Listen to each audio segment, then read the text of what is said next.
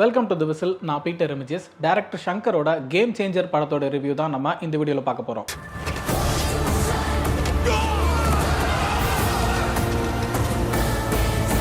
போன வருஷம் வந்த டைரக்டர் ஷங்கரோட இந்தியன் 2 ஒரு பெரிய டிசப்பாயின்மெண்ட்டாக தான் இருந்துச்சு. அதுபோக இந்த தெலுங்கு மசாலா படங்கள் மேலேயுமே எனக்கு பெரிய அளவில் ஆர்வம் இல்லை. அதெல்லாம் வச்சு யோசிச்சு பார்க்கும்போது இந்த படம் எப்படி இருக்கும் அப்படிங்கிற ஒரு பெரிய தயக்கம் தான் இருந்துச்சு. ட்ரைலருமே பெரிய அளவில் இம்ப்ரெசிவாக இல்லை. சரி, ஓகே, இது ஒரு தெலுங்கு மசாலா படமாக தான் இருக்க போது, நம்ப முடியாத ஃபைட்ஸ், கண்ணப்பனான் சாங்ஸ் அப்படின்னு சொல்லிட்டு யூஷுவல் பேட்டர்னில் தான் இருக்கும் அப்படிங்கிறதெல்லாம் அசியூம் பண்ணிக்கிட்டு அதை தாண்டி படம் வந்து ஓரளவுக்கு எங்கேஜிங்கான ஸ்க்ரீன் பிளே இருந்தால் போதும், அந்த லெவலில் நம்ம என்டர்டெயின் பண்ணாலே போதும் அப்படிங்கிற ஒரு எதிர்பார்ப்போட தான் இந்த படத்துக்கு நான் போனேன். அப்படி போனால் எனக்கு இந்த கேம் சேஞ்சர் படம் என்ன மாதிரி ஒரு எக்ஸ்பீரியன்ஸ் கொடுத்துருக்கு அப்படிங்கிறத டீட்டெயிலாக பார்க்கலாம். Unpredictable. கேம் சேஞ்சர் படத்தோட ஒன்லைன் என்ன அப்படின்னு சொல்லி பார்த்தோம்னா, ஒரு நாட்டோட முதலமைச்சர் அவராலே வந்து அந்த நாட்டில் இருக்கிற ஊழல் அதெல்லாம் கட்டுப்படுத்தவே முடியல அப்படிங்கிறதுனால அவருக்கு அடுத்து அந்த பதவி வந்து ஒரு கலெக்டருக்கு தூக்கி கொடுக்குறாரு. இவர் தான் இனிமே முதலமைச்சர் அப்படின்னு கொடுத்தா என்ன மாதிரி விஷயங்கள் நடக்கும் அப்படிங்கிறதா இந்த படத்தோட ஒன்லைன். கொஞ்சம் டிஃப்ரெண்டான, ஓரளவுக்கு இன்ட்ரெஸ்டிங்கான ஒரு ஒன்லைன் தான் இது. ஒரு மாநிலத்தோட முதலமைச்சர், அந்த கட்சியோட தலைவர், மிகப்பெரிய பொறுப்புல இருக்கிறாரு. திடீர்னு ஒரு நாள் எல்லாத்தையும் ரியலைஸ் பண்ணிட்டு நம்ம நிறைய ஊழல் பண்ணிட்டோம், கொள்ளையடிச்சிட்டோம், இதுக்கப்புறம் எதுவுமே பண்ணக்கூடாது, மக்களுக்கு வந்து நல்லாட்சி கொடுக்கணும், நம்ம ஆட்சி காலத்தில் மீதி இருக்கக்கூடிய இந்த ஒரு வருஷத்துக்கு வந்து நல்லாட்சி தான் கொடுக்கணும் அப்படின்னு சொல்லி முடிவு பண்றாரு. ஆனா அவரோட கட்சியில் இருக்கவங்களே அதை கேட்க மாட்டாங்க, யாராலுமே அவரை கண்ட்ரோல் பண்ண முடியல அப்படிங்கிற ஒரு சிச்சுவேஷன் தான் வருது. இந்த நேரத்தில் தான் அந்த ஊருக்கு புதுசா ஒரு கலெக்டர் வந்து ஜாயின் பண்றாரு. அவர் தான் ஹீரோ ராம்சரண். அவரும் ரொம்ப நேர்மையானவர். இந்த மாதிரி ஊழல் மாதிரியான விஷயங்கள் எல்லாம் ஒழிக்கணும் அப்படிங்கிற ஒரு எண்ணத்தோட தான் அந்த ஊருக்கு வந்திருக்காரு. கலெக்டர் இருக்கக்கூடிய முடிவுகளால அமைச்சர்களுக்கும் கலெக்டருக்கும் பெரிய மோதல்கள் உருவாகிட்டு இருக்குது. இந்த சூழல்ல தான் முதலமைச்சருக்கு உடல்நிலை சரியாம போயிருது. அவர் இறந்ததுக்கு அப்புறம் அடுத்த முதலமைச்சர் யாரு அப்படின்னு சொல்லிட்டு கட்சிக்குள்ளே மோதல்கள் உருவாகிட்டு இருக்கும்போது அவர் ஒரு வீடியோ ரெக்கார்ட் பண்ணி வச்சுட்டு இறந்துறாரு. அதுல எனக்கு அப்புறம் அந்த கலெக்டர் தான் முதலமைச்சரா பதவி ஏற்கணும் அப்படிங்கிற மாதிரி சொல்லி இருக்காரு. அவர் ஏன் அப்படி சொன்னாரு, அதுக்கு பின்னாடி என்ன மாதிரியான காரணங்கள் இருக்குது, அந்த கலெக்டர் முதலமைச்சரா பதவி ஏற்றாரா, அதை கட்சியில் இருக்கவங்க என்ன மாதிரி எடுத்துக்கிட்டாங்க, அதை தொடர்ந்து என்ன மாதிரியான மோதல்கள் நடக்குது, அதெல்லாம் தான் இந்த கேம் சேஞ்சர் படத்தோட மீதி கதை. ஃபர்ஸ்ட் இந்த படத்தோட பாசிட்டிவ்ஸ் அப்படின்னு சொல்லி பார்த்தோம்னா, நான் ஆல்ரெடி சொன்ன அந்த ஒன்லைனும் இந்த படத்தோட ஸ்டோரியும் தான். ஸ்டோரி ஓரளவுக்கு ஒரு இன்ட்ரெஸ்டிங்கான, எங்கேஜிங்கான படத்தை பண்றதுக்கான கேப்பபிலிட்டி இருக்கக்கூடிய ஒரு ஸ்டோரியா தான் இருந்துச்சு. ஆனா அதை டெவலப் பண்ணி இவங்க எழுதிருக்கக்கூடிய அந்த ஸ்கிரீன் பிளேவும் அதை எக்ஸிக்யூட் பண்ணிருக்க விதமும் பெரிய அளவில் கன்வின்சிங்கா இல்லைன்னு தான் சொல்லணும். ஸ்கிரீன் பிளேல நிறைய பிரச்சனைகள் இருக்குது. எந்த ஒரு காட்சியுமே பெரிய அளவில் சுவாரஸ்யப்படுத்தாம தேமைன்னு போயிட்டு இருக்க மாதிரி தான் இருந்துச்சு. அதை பத்தி கொஞ்சம் டீட்டெயிலாக பின்னாடி பார்க்கலாம். அதுக்கு முன்னாடி மேக்கிங் பத்தி பேசும்போது, மேக்கிங்ல ஒரு சில ஒர்க்ஸ் வந்து கொஞ்சம் இன்ட்ரெஸ்டிங்கா இருக்கிற மாதிரி இருந்துச்சு. ஒவ்வொரு காட்சிக்குமே பயங்கரமா மெனக்கட்டு இருக்காங்க அப்படிங்கறத நம்ம ஒரு ஃப்ரேம்லயுமே பார்க்க முடியுது. ஒரு சீன் எடுத்துக்கிட்டோம்னா அதோட ப்ரொடக்ஷன் டிசைன்ல இருந்து, சினிமோட்டோகிராஃபில இருந்து, அந்த கேமரா மூவ்மெண்ட்ஸ்ல இருந்து, அந்த உள்ள இருக்கிற ஆர்டிஸ்ட் வந்து சின்ன சின்ன டயலாக் சொல்றதா இருக்கட்டும், இந்த சீன்ல எப்படி இம்ப்ரோவைஸ் பண்ணலாம் அப்படிங்கிற மாதிரி நிறைய மெனக்கட்டு பண்ணிருக்கிறத நம்ம பார்க்கறோம். அதே போல டெக்னிக்கலாவுமே விஎஃப்எக்ஸ்ல வந்து ஒரு சீனை எவ்வளவு தூரம் இம்ப்ரோவைஸ் பண்ண முடியும் அப்படிங்கறத தொடர்ந்து ஏதாவது ஒரு சின்ன சின்ன இம்ப்ரோவைசேஷன்ஸ் நடந்துகிட்டே இருக்கிறத நம்ம வந்து படத்துல பார்த்தோம். ஆனா ஒவ்வொரு காட்சிக்கு இந்த மாதிரி நிறைய எஃபர்ட் போட்டிருக்காங்க அப்படிங்கிறதுனாலே அந்த காட்சி நமக்கு பிடிச்சணும்னு அவசியம் கிடையாது. அந்த காட்சி நமக்கு என்ன இம்பாக்ட் கொடுக்குது அப்படிங்கிற பொறுத்து தான் நமக்கு பிடிக்க செய்யும். அந்த சீன் கொடுக்கக்கூடிய இம்பாக்ட் தான் முக்கியம். ஒரு சீனை பார்த்து நம்ம சிரிக்கிறோமா, எமோட் ஆகிறோமா, அழுறமா, அல்லது அது ஒரு எங்கேஜிங்கான எக்ஸ்பீரியன்ஸ் கொடுக்குதா அப்படிங்கிறத பொறுத்து தான் அந்த சீன் நமக்கு பிடிக்கும். அப்படி பார்த்தோம்னா இந்த படம் முழுக்கவே அது பெரிய அளவில் நடக்கவே இல்லைன்னு தான் சொல்லணும். அதுலேயும் குறிப்பாக அந்த கோர் ஸ்டோரிக்கு சம்பந்தமே இல்லாத நிறைய காட்சிகள் படம் முழுக்கவே இருக்குது. அதுவும் ஃபர்ஸ்ட் ஹாஃப் எடுத்துக்கிட்டோம்னா, ஃபர்ஸ்ட் ஹாஃப் ஆரம்பிக்கும் போதே வந்து ஒரு பெரிய இன்ட்ரோ ஃபைட்ல தான் ஆரம்பிக்குது. ஹீரோ இன்ட்ரோ ஃபைட், ஹெலிகாப்டர் இருந்து பறந்து வர்றாரு, வாழெல்லாம் வச்சு எல்லாத்தையும் வெட்டி சண்டை போடுறாரு. அதுக்கப்புறம் ஒரு இன்ட்ரோ சாங், அப்புறமா கதைக்குள்ள நுழைய போறாங்க அப்படின்னு சொல்லி ஆர்வமா பார்த்துக்கிட்டு இருந்தோம்னா அந்த இடத்துல ஒரு பாஸ் விட்டு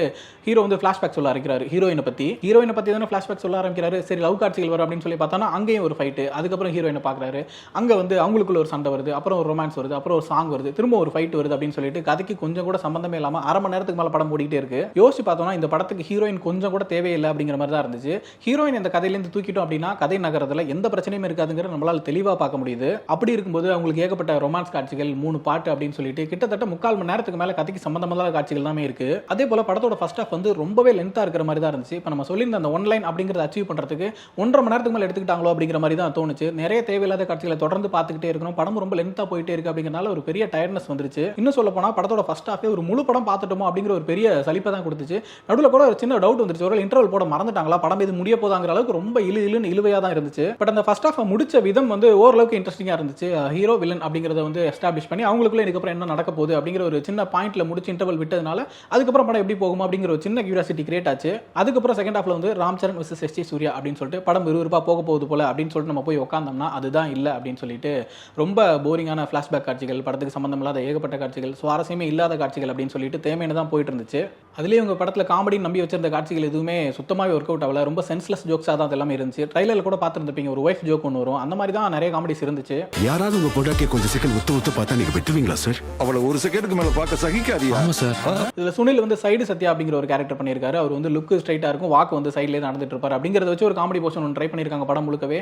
அதுக்கு எந்த பர்பஸுமே இல்லை அப்படிங்கிற மாதிரி தான் இருந்துச்சு. மோரோவர் அந்த காமெடியுமே பெருசாக ஒர்க் அவுட் ஆகல. நான் சைடு சத்தியம், ஆல் ஸ்ட்ரெயிட் ஃபார்வர்ட் சார், பாடி மட்டும் தான் சைடில் போகும். அதே போல் ஆக்டர் ஜெயராம், அவர் வந்து ரொம்ப முக்கியமான ஒரு கேரக்டர் மாதிரி படத்தில் இருந்தார். பட் படம் முழுக்கவே ரொம்ப டம்மியாக தான் இருந்தார். அவர் வச்சு நிறைய காமெடிஸ் தான் ட்ரை பண்ணியிருந்தாங்க, அதுவுமே பெரிய அளவில் ஒர்க் அவுட் ஆகல. அடுத்து அந்த தெலுங்கு காமெடி ஆக்டர் பிரம்மானந்தம், தெலுங்கு படம் ஒன்று எடுத்தாலே கண்டிப்பாக அவர் இருக்கணும் அப்படிங்கிற மாதிரி ரூல்ஸ் எதுவும் இருக்கா என்னன்னு தெரியல. சம்பந்தமே இல்லாமல் ஒரு சீனுக்கு வந்து ஒரு காமெடி பண்ணிட்டு போறாரு, சுத்தமாக சிரிப்பே வரல. அடுத்ததா சாங்ஸ், சங்கர் படங்களுக்கே உண்டான அந்த பிரம்மாண்டமான பாடல்கள் தான் இந்த படத்துக்குள்ள ஒரு 5-6 பாட்டு இருக்குன்னு நினைக்கிறேன்.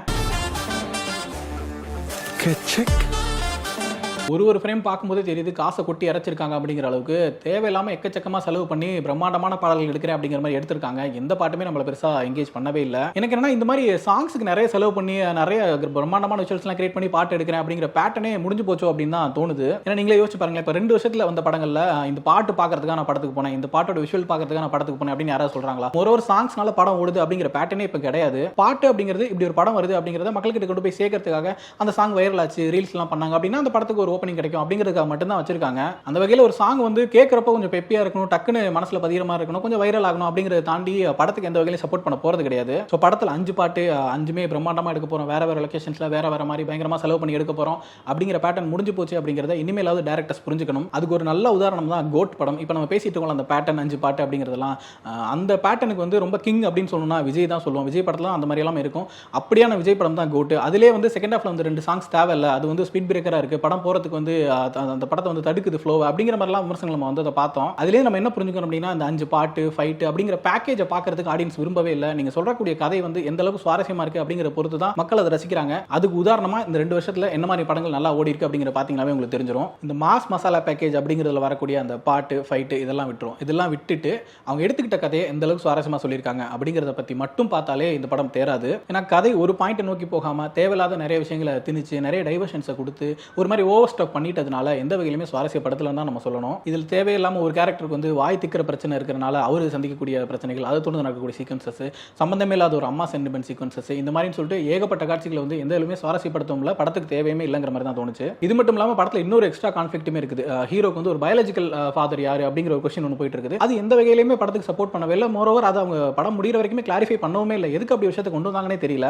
அடுத்தது பெர்ஃபார்மன்ஸ் அப்படின்னு சொல்லி பார்த்தோம்னா, ராம் சரண் ஓரளவுக்கு நல்லாவே பண்ணியிருக்காரு. இந்த படத்துக்கு என்ன மாதிரியான பெர்ஃபார்மன்ஸ் கொடுக்கணுமோ அதை ஓரளவுக்கு டீசெண்டாக பண்ணியிருக்காரு. எஸ்ஜே சூர்யா நம்ம ஓரளவுக்கு பெருசாக எதிர்பார்ப்போம், அவர் வராரு அப்படின்னா புதுசாக ஏதாவது பண்ணுவார் அப்படிங்கிற மாதிரி. படம் முழுக்க சும்மா ஆய்வுன்னு கத்திட்டு இருக்காரே தவிர்த்து அவரோட கேரக்டருமே பெரிய அளவு இம்ப்ரெசிவா இல்லை. மற்றபடி டெம்ப்ளேட்டான கேரக்டர்ஸ், டெம்ப்ளேட்டான பெர்ஃபார்மன்ஸ் சொல்லிட்டு குறிப்பிட்டு சொல்ல முடியாது எதுவுமே இல்லை. அஞ்சலியோட பெர்ஃபார்மன்ஸ் மட்டும் ஓரளவுக்கு நல்லா இருந்துச்சு. ஒரு நல்லது நடக்கணும்னா வருஷக்கணக்கா காத்துட்டு இருக்க வேண்டியதா இருக்கு, ஒத்துக்கோ மாமா. ஸோ ஓவராலா கேம் சேஞ்சர் படம் வந்து ஓரளவுக்கு இன்ட்ரெஸ்டிங்கான ஒரு ஐடியாவும் ஒரு மாஸ் மசாலா படம் பண்றதுக்கான ஸ்கோப் இருக்கக்கூடிய ஒரு கதையும் வச்சுக்கிட்டு ரொம்ப சுமாரான ஒரு படத்தை தான் பண்ணியிருக்காங்க. நீங்க படம் பார்த்துருந்தீங்கன்னா படம் உங்களுக்கு என்ன மாதிரி எக்ஸ்பீரியன்ஸ் கொடுத்துச்சு அப்படிங்கிறத கமெண்ட்ல சொல்லுங்க.